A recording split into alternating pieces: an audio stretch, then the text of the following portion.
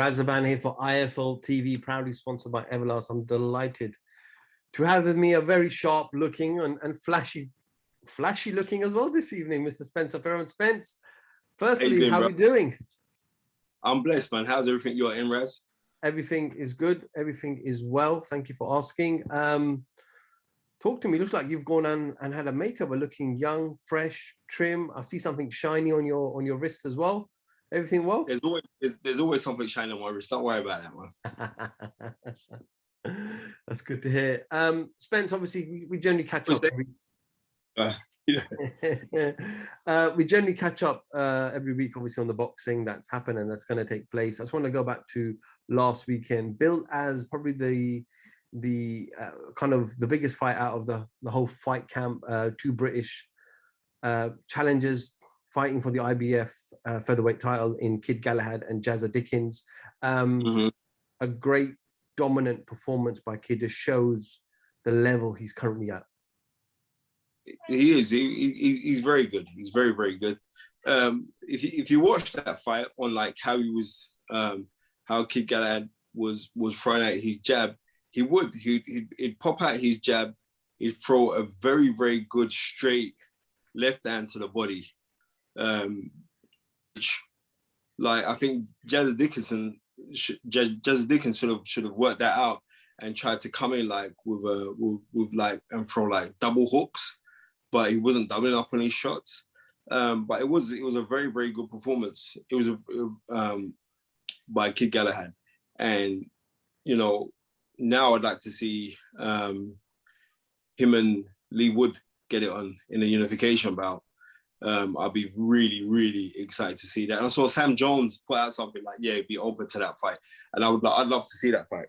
But we see now that Kid Galahad has done a deal with his own multi-fight deal. So there's going to be some really good fights there. It's a very, very intriguing and interesting time. And I'm so looking forward to seeing how this progresses for him, because it's been a long time in waiting for him to become a world champion. And like, now that he has become a world champion, you know, we'll see what he's going to go do, because there are some great fights there. Spence, he threw over 1,000 punches in just under, in 11 completed rounds. Completely relentless Galahad. And he didn't show any signs of slowing down. No, because he's got an excellent engine. And you know when you want something so badly, and he showed that he wanted it so badly, he displayed very, very good technique. Very good technique.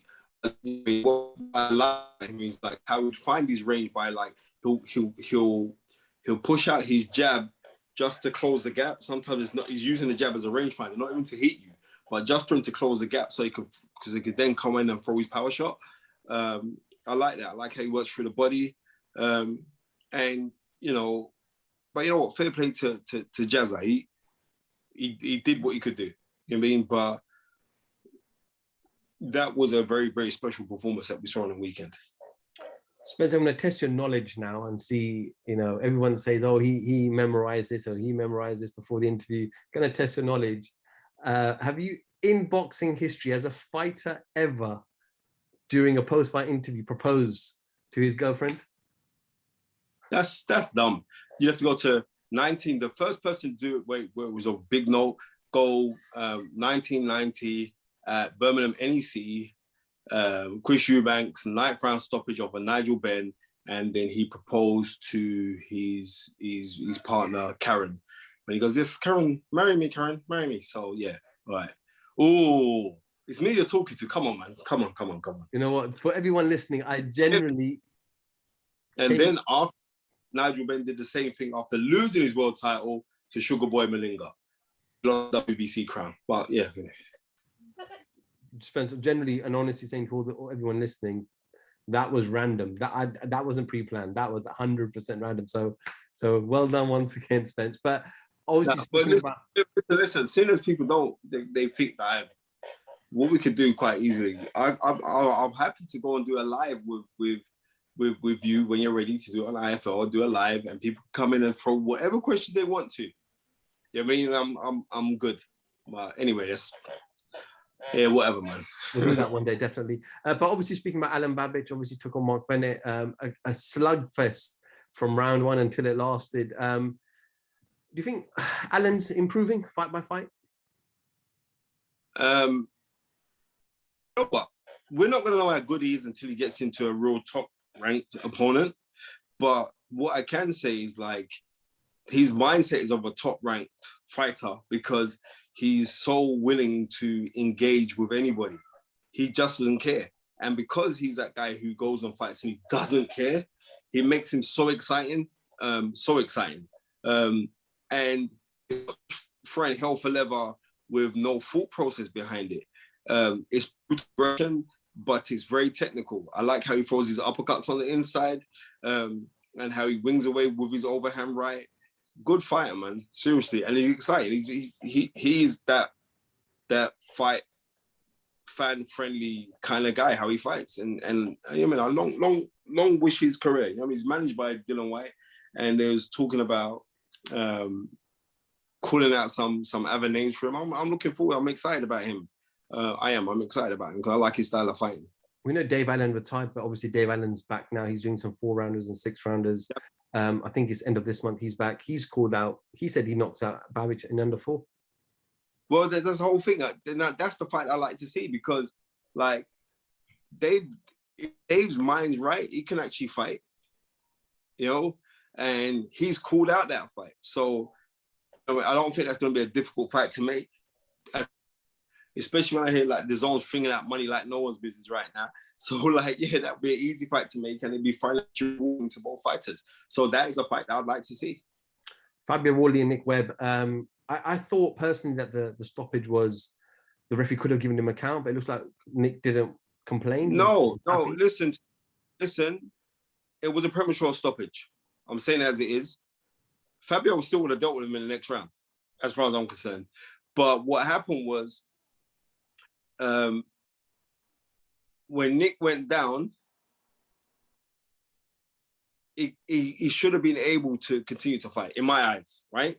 He should have been able to continue to fight, but he wasn't been given that opportunity. But it seemed like he didn't want it anyway. And this is no disrespect to him. I'm not me and Scott Welsh go back a very, very long time from when I was an amateur and used to come down to the Lynn gym to spar with Danny Williams, right? And so we're talking mid-90s. So I'm not disrespecting, but it seemed like he didn't want to continue, right? But I still thought it was a premature stoppage. But maybe the referee felt that aura and his energy of Nick Webb that he didn't really want to continue. But I should have been given a chance to continue. Spence, moving on to this weekend, Joshua Buatsi is back on Saturday night against Bolotniks. Bolotniks obviously has a great winning streak at the moment. Obviously did extremely well in the Golden Contract. I know you was there. He's on fire. I want you to realize he's on fire, right? And there's been so many people that get matched against Bolotnik and say no, right? They don't take it. But you know, if you know anything about Joshua Buatsi, he's a fighter, and you know they get the phone call and then like Virgil Hunter, they're like, oh yeah, I'm gonna sit down and watch him for a little bit and see what he's gonna bring to the table, right? So yeah, I'm looking forward to that fight because we're seeing steady progression with since him linking up with Virgil Hunter. We're seeing a steady progression, right? So I want to see if that progression is gonna continue because he's gonna be up against somebody that's not gonna throw caution to the wind, that's gonna put it on you, right? To kind of test your heart and to test like how much you want this in this game, because Bolotnik isn't coming to lay down. He's really coming to fight. You still got to tip Joshua Buatsi to win. He's had the greater amateur experience. The spotlight's on Buatsi to go and do his stuff. But we'll see. This fight could go 2 ways, you know. This fight could either be immensely hard for Joshua Buatsi, or it could be immensely boring, right? Then that's how I'm going to be real with you. But I know with Josh, if you bring it to him, then he want to fight you. That's his nature, right? Forget about the guy that you see in the pre-press conferences and everything. And this, like, thank God, Jesus kind of is very humble demeanor. As soon as the belt goes, he's a killer, and he's gonna have to bring that come Saturday night. It's a very, very good. It's an intriguing fight. It's an intriguing fight because we've seen Joshua Buatsi in the past struggle. But I think now with his mindset, I can't see Joshua Buatsi struggling in this fight, but I am looking forward to a great fight. Based on his performance on Saturday night, and if he comes through successful, how far away is he from kind of competing with the champions of the division? Well, you know what? He hasn't. I'd like to see him in with someone like a Shalambe. You know, I'd like to see him in with, you know what I mean, or Sullivan Barrera, someone like that, so we can gauge it a little bit more. And we can say, okay, well then, like you've gone the correct step ups, and then we take it from there. But I like to see the correct step ups. But right now, how it's gonna go is there's a lot of fighters gonna get fast tracked right now, right? Especially like if you're fighting on DAZN, you're gonna get fast tracked. If you're gonna be this name, you're gonna get fast tracked to get world title fights. As simple as that. So we shall see how they perform. But I would like to see Joshua Buatsi with that kind of caliber of fighter, so we can gauge it. You get through those kind of guys, they say, yeah, you're ready now. Go fight for the world title. Spence, I'm going to ask you a question. I know I've asked you this about a million times before, and obviously that famous interview you did with him on Sky Sports, toe-to-toe, but it looks like it could happen this year. It looks like Khan-Brook, they're both talking about it. Eddie's talking about it. Just want to get your thoughts on it. Well, I'm hearing as well. I'm hearing that fight's going to be on Sky in October. That's the talk, right? And now that we've seen Amir Khan is now training with Bomac, the trainer of Terence Crawford. So, you know, obviously he's trying to take things seriously, but, you know, there's also the old adage that you can't teach an old dog new tricks. And that is true. You can't teach an old dog new tricks, but you can tell an old dog when to bite. Right? So we shall see what Amir Khan brings to the table. Yeah, it's a long overdue fight. Long overdue. But it's something that, as a boxing fan, I'll still watch it. I mean, if you can't, I don't care what platform it's on, I'll still watch it. I know Conor Benn's been calling out for Amir and Kell, but and Conor has the right. He ain't, none of those guys ain't gonna mix with Conor Benn, because the worst thing that you wanted to see with Conor Benn, right, was he always had that ambition, always from young. I know him from when he's young, right? But now more than ever, you couple that ambition with belief, and he truly believes it now. Then you know what I mean? I'm saying, like, on those guys, if you're at the tail end of your career, right, you're slowing up, let the tail end of the career guys mix with tail end of the career guys who've got names and trying to earn what you can. You don't really need to be mixed up with these young guys. And that's me being truthful to these guys. You don't really need to be mixed up with those guys. Unless you want to, like, oh, I'm going to get a payday, I'm going to try my best and bow out. But you don't really need to mix it with him because, like I said, ambition and belief is a dangerous combination. And Conor Benn has those two attributes to go into the ring. Moving forward, a couple of weeks away from Jake Paul versus Woodley in America, we've announced Jake Paul. Why? Don't talk to me. I'm interested. All I want to ask you is, obviously, on the undercard, Daniel Dubois and Tommy Fury are on the undercard. Great for their profile to be in America on a big platform. Yeah, it is. It's a big platform and all the rest of it, but please, it's great for those guys. Tommy Fury, great, because potentially he could fight one of the Paul brothers. That's cool. Daniel Dubois on a rebuilding schedule now. Him and Shane McGuigan. I wish him nothing but the best. But when you're talking about these other guys and that, when you talk, I seriously, I have not, and it's no disrespect to them because it's bringing eyeballs to the sport. But I can't talk about them things, bro. I cannot talk about and I wasn't going to ask you to comment on Woodley and Jake Paul itself. It was about the undercard. But obviously, from the latest interviews with Jake Paul that was on IFL with Frank Warren, it looks like a Jake Paul Tommy Fury fight potentially could take place. I'd watch that fight. Yeah, seriously, I'm gonna be real with you. I'd watch that fight. I would really, really watch that fight because it wouldn't be an easy fight. Because imagine Jakepaul can fight, you know. Do you know what I mean? He can fight, but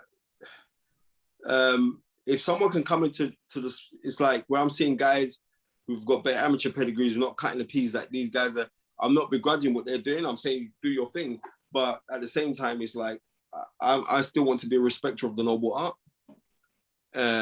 And I'm seeing how he's training. He's trying to be a respecter of it. So I'm not knocking you for that, but I don't really want to pay too much onto, yeah. You know what I mean? But he's a pro fighter now, so you know what I mean? I wish him all the best.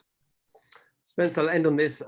Sadly, just heard in the last 45 minutes or so, the most anticipated fight that I was looking forward to. Errol Spence and Manny Pacquiao. Errol had to pull out of the fight with 12, 13 days to go. Just want to get your immediate reaction. Right? Tom Ritter. You must have got that inspiring. So yeah, that fight is off, but Manny Pacquiao's fighting Ugas, right? That's not an easy fight for Manny Pacquiao because Ugas is a strong Cuban who can box, who's got movement. It's not an easy fight for Manny Pacquiao. I'm going to be real with you. I think the Errol Spence fight would have been easier because he knows what to expect with Errol Spence. There is no real trickery in Errol, not knocking Errol. Errol Spence is highly skilled, but you get what I'm trying to say? Like, Errol Spence, in being a southpaw, he's with a tight guard. He throws a very, very stiff jab.